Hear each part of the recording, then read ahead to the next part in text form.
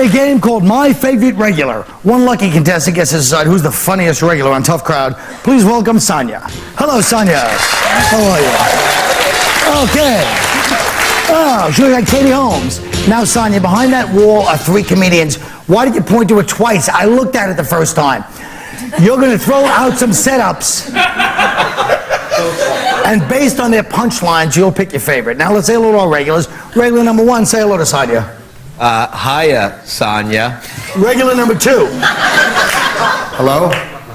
And regular number 3. Hi, Sonia. How you doing? Sonia, let's start. Okay. Regular number 1.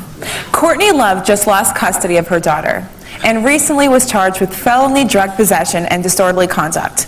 Now, I don't want to say that she's gone off the deep end, but...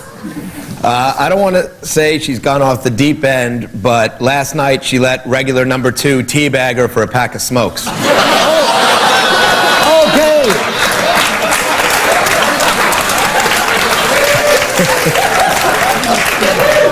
Okay. Regular number 2. I'm obsessed with the Scott Peterson trial. All the evidence says he's killed his pregnant wife, Lacey. In fact, if Scott Peterson were any guiltier... If Scott Peterson were any guiltier, his email address would be ikilledthebitch@.com.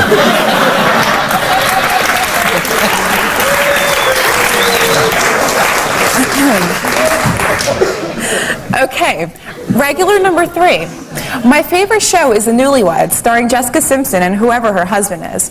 Now, I don't want to say that Jessica Simpson is a complete idiot, but... I don't want to say Jessica Simpson's a complete idiot, but she's so stupid she doesn't get her period every month. She gets a question mark.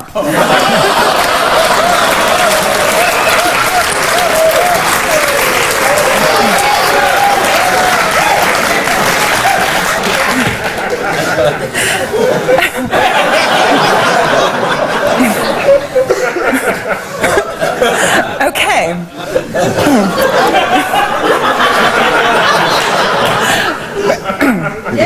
Regular number 1. If regular number 2 were a sea creature, which one would he be and why?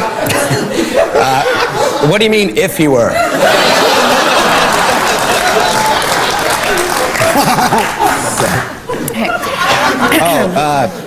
Why? Regular number 2. Before the show, a little birdie told me that one of the 3 of you has a reoccurring sexually transmitted disease. Which regular is it, and how did he catch it? The regular with the sexually transmitted disease is me. And I caught it in Greg and Nick.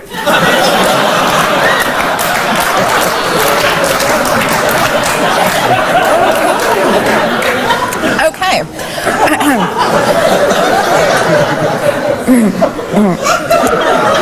Regular number 3. If regular number 1 and regular number 2 were to fight for my love, who would win and why?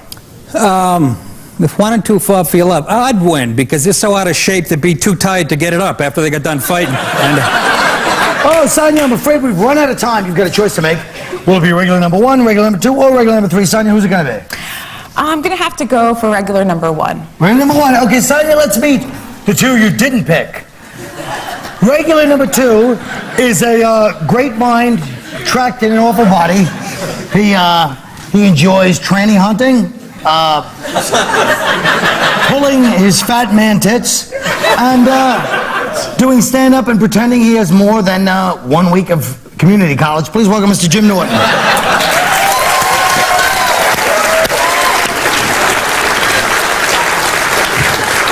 Oh, thank you. Now, regular number 2 has burned more bridges than the Fayadeen on their way out of Iraq. He's a very angry man, and he's married, but he doesn't like that to stop him from dating. So please welcome Nick DiPaolo. get out of here. Okay. Now, before you meet your favorite regular, here's a few facts. Greg Giraldo. He's He fluctuates between optimism and just desperation and anger about the business.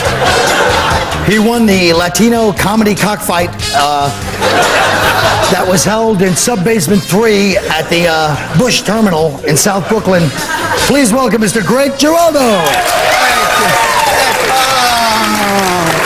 All right, there we go. You ready for a lovely date, fella? Yeah. All right, good.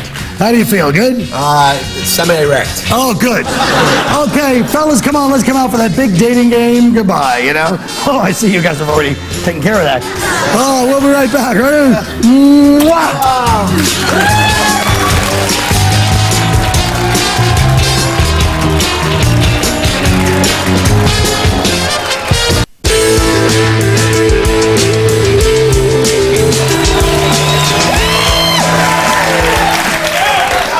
The greatest incentive to join the military is a new group of women who are having sex with soldiers heading to Iraq as a way of taking one for the country.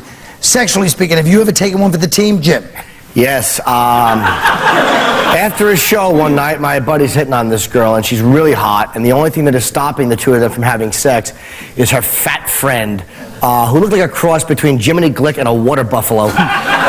Not only was I not attracted to her, but she was so fat I wanted to spit on her. To help my friend out, I take this manatee back to my room. I make out with her. I would have had sex with her, but seeing her naked made my penis wilt like it was exposed to radiation. And as soon as the room phone rang and he told me that they were done having sex, I grabbed my bag and left the room with this fat, naked monster sleeping in my hotel room. That's very beautiful and kind of sad. Judy. That was fascinating. You know, Colin and the guys here, I never took one for the team, but let's talk about the women who did. The first ladies. Hillary Clinton, Eleanor Roosevelt. You know, Franklin used to say that she was his legs, but she was really his legs in the air. Now, what about poor Laura Bush? She's taking one for Satan. Can you... Thank you. No, seriously, guys. Can you imagine having to look at those beady eyes and that tail while he's moaning, "Oh, baby, you're so hot, you're nuclear. Now touch my weapon of mass destruction." Yeah, talk about something you can't find. Enjoy your day. Okay, Ted.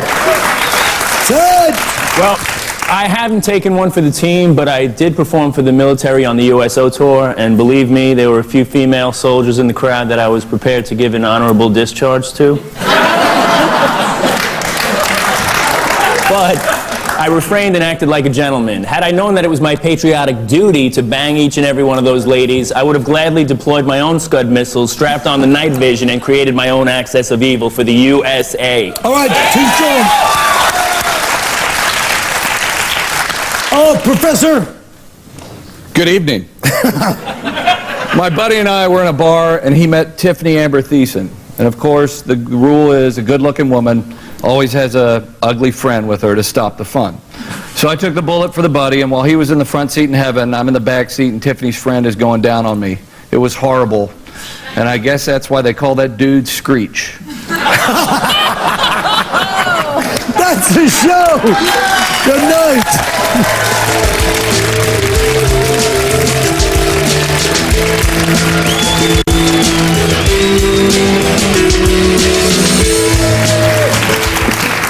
You opened the show in a flight suit. Oh, yes, I did. How did that make you feel? Virile?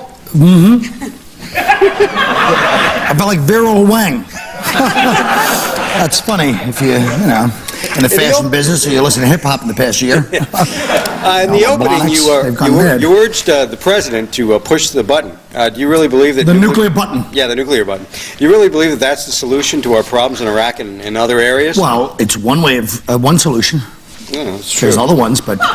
It was kind of like a final solution.